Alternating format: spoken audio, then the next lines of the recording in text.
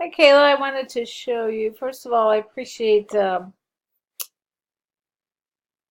see. I appreciate you giving me a link. Although I seem to recall you didn't have one for your infographic assignments. So I'm about to put this on pause because I can't find it, but maybe I can. Okay, here we go. I had it up before.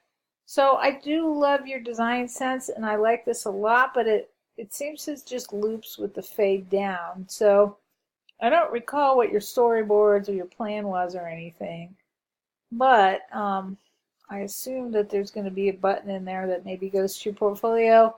One thing I can suggest is making this twice as big, maybe have it extend a little bit over the grid, and or put it black with white.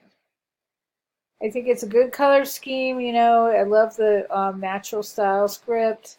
It's a really good idea, but it just doesn't have enough impact in that corner. Also, I'm wondering if it's an SWF or a Canvas file. Make sure it's a Canvas file, otherwise it won't show up on phones, etc. All right, so Good Instinct coming along well. Let me know if you have any questions as you move forward. Bye-bye.